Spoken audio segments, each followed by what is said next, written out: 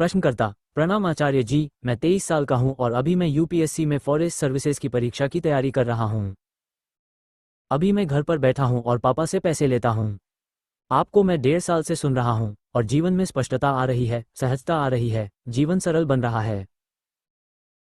मैं देख पा रहा हूं कि जीवन में मैं जो पहले करता था वो अब नहीं करता, जो मैं पहले चीजें देखता था वो अब नहीं देखता। लेकिन आचार्य जी, वो जानी हुई बातें आलस और अनुशासन की कमी के कारण कर्म में नहीं उतर पाती हैं। मैं अपना जीवन नहीं बदल पा रहा हूं और वो जो अंदर होता है ना, वो फौलाद नहीं आ पा रहा है। जीवन को मैं शक्तिशाली बनाना चाहता हूं, मुक्त बनाना चाहता हूं और अपने दम पर मैं जीना चाहता हूं, तो वो चीजें नहीं आ पा रही हैं। उसकी वजह से मुझे दुख भी होता है। आचार्य प्रशांत, कोई बड़ी चुनौती चाहिए। भीतर फौलाद तभी आता है जब जीवन फौलाद से टकराता है। जब तक सामने कोई बड़ी समस्या नहीं होगी, तुम्हारे भीतर ताकत बस सोई रहेगी, जगेगी नहीं। और समस्या तुमको आविष्कृत नहीं करनी है। समस्या तुमको जबरदस्ती खड़ी नहीं करनी है। समस्याएं तो होती ही हैं, हम उनसे मुंह चुराते हैं क्योंकि पता होता है कि समस्याओं का सामना करने का दम नहीं है। दम विकसित करना हो तो जिन समस्याओं से मुंह चुराते रहे हो उनसे जूझ जाओ। मार पड़ेगी, चोट लगेगी, दर्द होगा, लेकिन ताकत विकसित हो जाएगी। अपनी कई समस्याएं तो तुमने अभी खुद ही गिना दी हैं और ये सब इस काबिल हैं कि इनसे संघर्ष किया जाए। करो। मस्तिष्क भी कुछ हद तक शरीर जैसा ही होता है, इसीलिए तो उसको सूक्ष्म शरीर बोलते हैं ना। मन को सूक्ष्म शरीर भी बोलते हैं और शरीर को स्थूल मन भी बोलते हैं दोनों एक ही आयाम के। तो जैसे शरीर विकसित करने के लिए शरीर पर दबाव डालना पड़ता है, शरीर को खींचना पड़ता है, शरीर को पीड़ा से गुजारना पड़ता है, शरीर को लोहे के सामने खड़ा करना पड़ता है, वैसे ही मन की मांसपेशियां भी विकसित करने के लिए मन को चुनौतियों, समस्याओं के आगे खड़ा करना पड़ता है और उनसे उलझना होगा। अपनी हार की परवाह नहीं करनी होगी, हौसला बचाकर रखना होगा। जो समस्याएं इस लायक हों कि उन्हें संबोधित किया जाए, उनसे संघर्ष किया जाए, उनसे पीछे मत हटो। असली समस्याओं से मुंह चुराने का तरीका यह होता है कि छोटी समस्याओं में ही व्यस्त रहे आओ और अपने आप को यह सांत्वना दे लो कि हम कोई खाली थोड़े ही बैठे थे, हम भी मुश्किलों का सामना कर रहे थे। और ये सवाल कभी पूछो ही मत कि उन मुश्किलों का स्तर क्या था। परेशान तो हो, परेशान सभी हैं, मुश्किलें सबकी जिंदगी में है, लेकिन किस तरह की मुश्किलें हैं। और वैसी ही मुश्किलें कोई और आपको बताए कि उसकी जिंदगी में है तो आप मुस्कुरा दोगे। आप कहोगे, ये लो, ये इन चीजों में उलझा हुआ है। और खुद अगर वही सब चल रहा हो जीवन में, वही सब बातें मन में घूमती रहती हो, सर पर चढ़ी बैठी हो, तो बस यही समझ लीजिएगा कि जो असली चीज है उससे मुंह चुराया जा रहा है। और असली चीज से मेरा मतलब सत्य, मोक्ष, मुक्ति या भगवान नहीं है। असली चीज से मेरा मतलब है जीवन की जो केंद्रीय समस्याएं हैं, जो तुम्हारी असली बेड़ियां हैं, उनकी ओर हम देखना भी नहीं चाहते। डर भी लगता है और आहत भी होते हैं। आहत इसलिए होते हैं कि अपमान की बात है ना, इतनी बड़ी बेड़ी है और ये घूम रहे हैं, और ये अपमान झेल क्यों रहे हैं। डर के मारे कि अगर इस चुनौती का सामना करने जाएंगे तो मार खाएंगे, जो कुछ हाथ में है उसको गंवाएंगे। सुविधा, प्रतिष्ठा, आदत, धर्रा, पैसा, जिस भी चीज को मूल्य देते हैं वो छिन सकता है। 23 के लड़के को तो वाकई इनकलाबी होना चाहिए। अभी अगर तुम्हारे तेवर बगावती नहीं है तो क्या 20 साल बाद होंगे। 23 में तो चूल्हा गर्म होता है, कुकर की सीटी अभी भी नहीं बजेगी तो कब बजेगी। ठंडे चूल्हे पर। जैसे भी तुम अभी जी रहे हो, वैसे तुम इसलिए जी रहे हो क्योंकि तुम्हें लगता है कि ऐसे ही जिया जा सकता है। जो भी विकल्प हैं वो अजीब और अटपटे लगते हैं ना, उनको लेकर के मन कहता होगा कि ऐसे थोड़े ही होता है। अच्छा ठीक है, वैसे नहीं होता जैसा विकल्प सुझाते हैं, पर वैसे होता है जैसे जिए जा रहे हो, वो ठीक है। और जैसे जी रहे हो अगर वो ठीक नहीं है तो उसका विकल्प कितना भी अटपटा लगता हो, उसको स्वीकार करो भाई। वैकल्पिक जीवन थोड़ा सा तो अटपटा लगेगा ही लगेगा। कभी किसी मोटे आदमी को, बेहद मोटे आदमी को ट्रेडमिल पर दौड़ते हुए देखा है? देखा है, कैसा लगता है? एकदम अटपटा लगता है कि नहीं? हाय हाय कर रहा है, पसीना गिर रहा है।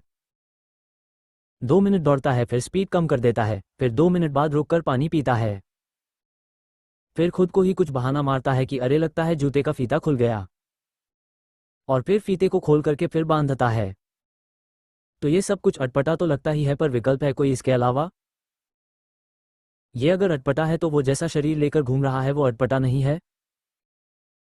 और अगर उस शरीर से मुक्ति चाहिए तो कुछ नया तो करना ही पड़ेगा ना। नए को ही हम अजीब बोल देते हैं, हमें उसकी आदत नहीं है और उसमें दर्द भी लगता है। ट्रेडमिल पर दौड़ना शरीर को तो दर्द ही देता है। बात समझ रहे हैं? हमारा काम ये होता है कि जिंदगी जैसी चल रही है उसको सामान्य या नॉर्मल माने। ये हमारा अंदरूनी गणित है, समझिएगा। जो जैसे जी रहा होता है उसको वही सामान्य लगता है। वो सामान्य है नहीं, आपको सिर्फ उसकी आदत पड़ी हुई है, इसलिए आप उसे सामान्य बोल रहे हैं। आप में से जो लोग गोवा पहली या दूसरी बार ही आए होंगे, वो अगर यहाँ के जो स्थानीय निवासी हैं, लोकल, उनको देखेंगे तो उनकी कुछ बातें आपको बहुत अजीब या अटपटी लग सकती हैं। क्यों? क्योंकि उनके तौर तरीके आपके तौर तरीकों से अलग हैं और आप अपने ही तौर तरीकों को सामान्य मानते हैं। आप कहते हैं नॉर्मल मैं हूं तो दूसरा जैसा भी हो वो क्या हो गया? वो असामान्य हो गया, वो एबनॉर्मल हो गया। तो जैसे आपको अपने अलावा कोई दूसरा आदमी असामान्य लगता है ना, वैसे ही आपको एक वैकल्पिक जीवन, अपने लिए ही एक वैकल्पिक जीवन भी असामान्य लगता है जब आप उसके बारे में सोचते हैं या कल्पना करते हैं। इसीलिए कल्पना वगैरह बहुत नहीं करनी चाहिए, जो सही है वो करना चाहिए। कल्पना तो सच के खिलाफ ही खड़ी होती है ज्यादातर। आप किसी से किसी बात पर कुछ संवाद करें, कुछ चर्चा, और आप ये सिद्ध भी कर दें कि आप जो कुछ कह रहे हैं वो बिल्कुल ठीक है, तो आप पाएंगे कि सामने वाला आपको आखिरी तर्क ये देता है, तो फिर क्या करें, दुकान छोड़ दें? अब बात समझ रहे हो उसका आखिरी तर्क क्या है? वो ये कह रहा है कि बिल्कुल ठीक कहा आपने कि मेरी वर्तमान स्थिति गड़बड़ है, लेकिन विकल्प मुझे स्वीकार नहीं है। विकल्प मुझे बहुत अजीब या अटपटा या भयावह लग रहा है। यहाँ फंस जाते हैं हम। यहाँ कोई नहीं ऐसा बैठा होगा जिसे अपनी वर्तमान स्थिति को लेकर शिकायत नहीं है, जो कुछ चीज़ों को बदलना नहीं चाहता। ठीक बोल रहा हूँ? यहाँ सभी ऐसे बैठे हैं जो कुछ न कुछ ऐसा है जिसको बदलना चाहते हैं, सुधारना चाहते हैं, ऊंचा उठाना चाहते हैं। चाहते हैं तो हो क्यों नहीं रहा? हो इसलिए नहीं रहा क्योंकि वर्तमान जीवन का जो विकल्प है आप उसकी पहले ही कल्पना कर लेते हैं और फिर कहते हैं ऐसे थोड़े ही होता है। तो क्या करूं? मैं जान दे दूं? घर की बसा बसी में चीजें इस बिंदु पर आ जाती हैं कि नहीं आ जाती हैं? आप सामने वाले को समझा भी दीजिए कि तुमने यहां पर ऐसे गलती करी और तुम ऐसे ऐसे करते हो। तो आखिरी तक वो आपको क्या दे सकता है? तो क्या करूं, मैं जान दे दूं? मेरी फीलिंग्स की कोई कीमत ही नहीं? भाई विकल्प का मूल्यांकन हम बाद में कर लेंगे। पहले इस बात पर सहमत होना जरूरी है कि जो चल रहा है ये नहीं चलना है। इसके बाद क्या चलना है वो देखा जाएगा। पर आप विकल्प पर पहले कूद जाते हैं और विकल्प पर कूदते ही इसीलिए हैं ताकि जो चल रहा है विकल्प को उससे भी बदतर ठहराया जा सके। समझे बात को? जो चल रहा है वो गड़बड़ है, इस पर तो सब राजी हो जाएंगे ना? लेकिन विकल्प वर्तमान स्थिति से भी बदतर है, ये सिद्ध करके हम जो चल रहा है उसको चलाए रखते हैं। और विकल्प बदतर है वर्तमान स्थिति से, ये आपको पता कैसे? आपने उसको आजमाया तो कभी है नहीं। कैसे पता? पता वता कुछ नहीं है, एक अंदरूनी साजिश है। खुद ही कल्पना करो और कल्पना ही इस तरह से करो जिसमें विकल्प बहुत भयानक सा दिखाई दे। और फिर कहो देखो मैंने सिद्ध कर दिया कि विकल्प ठीक नहीं है। सिद्ध कैसे किया? अपनी ही कल्पना से। जैसे पिंजरे में बंद कोई चिड़िया कल्पना करे कि वो खुले आकाश में उड़ रही है और उसको बाज और गिद्ध आकर ले गए, मार गए, खा गए। ये कल्पना वो क्यों कर रही है? ये कल्पना, ये विचार उसकी साजिश है अपने ही खिलाफ। ये कल्पना वो इसलिए कर रही है ताकि पिंजरे से बाहर निकलने का श्रम न करना पड़े उसे। और पिंजरे में उसे जो सुख सुविधा और मुफ्त की रोटी खाने की आदत लग गई है वो चलती रहे।